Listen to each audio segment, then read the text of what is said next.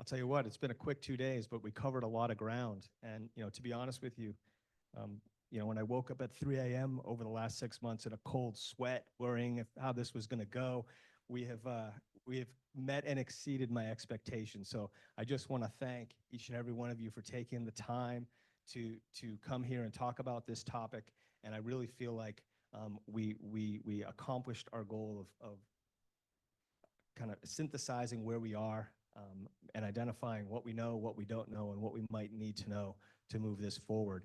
So, if we can kind of reflect on some of the things we learned, and man, we learned a lot. We went all around the globe, right? We started in France, went over to Japan, went up to Canada, in the US as well. So there was a lot of things we learned about other folks' experience with enhancement, what's worked for them, what might not have worked, what the hurdles are. And all of those things can inform the path that we're on here.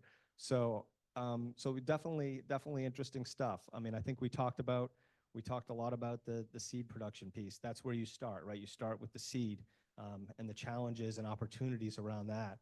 We talked about, the SPAC collection and how that integrates in with the oceanography and some of the biology. So it's been really interesting to learn more about that and see how it's done at a large scale in Japan and how it might translate over here, not without some issues and some growing pains, I would think.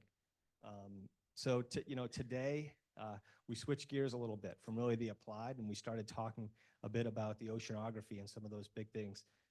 We learned about squid squad. So I think if we have a scallop squad, we'll have to get you a scallop costume, Glenn, which you could wear to the meetings. And so, but no, it was really good, and I was really encouraged by the way that kind of these real-time oceanographic products can inform what people are thinking in management around some of these topics. And so we have the tools, let's leverage them. So that was an interesting one too. We talked about some of the longer term trends that we might be seeing in the environment, how that might impact the scallop resource productivity, or thinking about what good habitats for scallops looks like.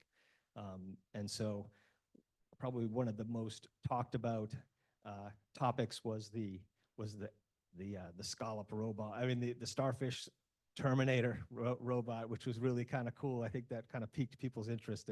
But it did highlight that predation is really a major factor, a major bottleneck for success for any kind of enhancement project, or really we talk about it all the time at the fishery management level. I mean, predation and natural mortality, huge topics. If you can just control that a little bit, you can get tremendous gains.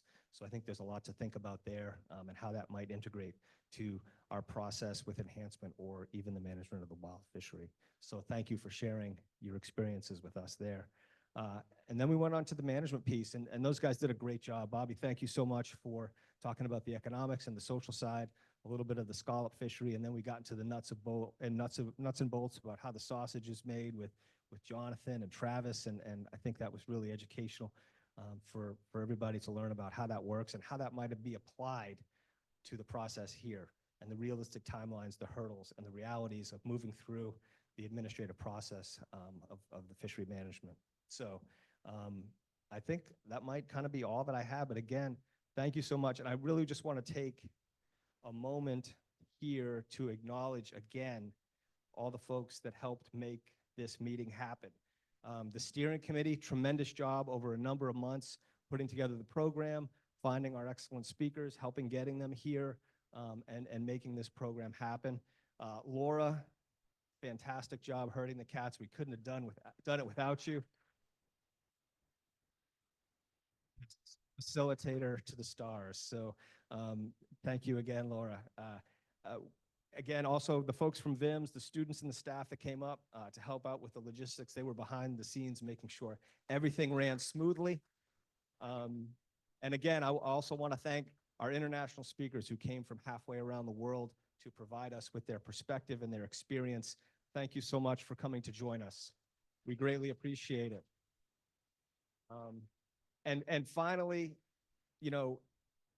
trying to organize a meeting from 700 miles away is hard. We thought Providence would be a nice venue because it's proximate to a lot of folks coming down from Maine, from New Bedford, from the Mid-Atlantic, but it wasn't without some logistical hurdles. But Jade's probably not listening, but I just want to thank her again for helping us out with the logistics to find this really cool space. A little more hip than I'm used to, but I think it's a great meeting space, and we like downtown Providence. It's an up and coming area, and there's a lot to offer here. So again, thank you so much. I know it's getting late. You guys want to get on the road back to your homes. Laura's got a little bit more to talk about in terms of next steps, but I just want to thank you guys tremendously for coming and participating in this workshop. Thank you.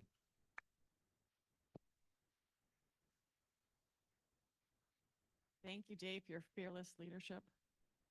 And a shout out to Sally as well, who did a lot of work in coordinating a lot of students.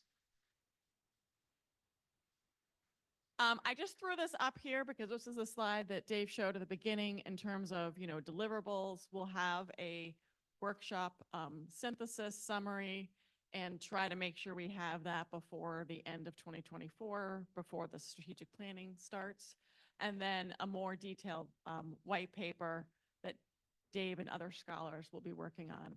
I also put up my email. If any of you took notes, if you wanted to send the notes directly to me at that email, that would be fantastic.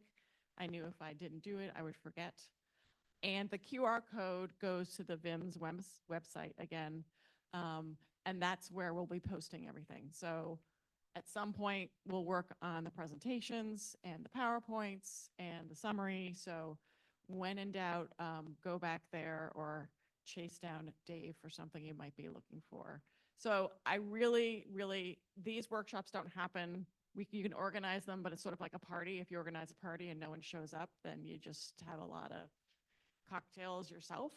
So you all showed up and you stayed for 2 days, and that made the conversation happen and it made them rich. And you did an awesome job really sort of digging in and thinking about what the potential is for scholarship enhancement. And I appreciate you all for being here, and safe travels home.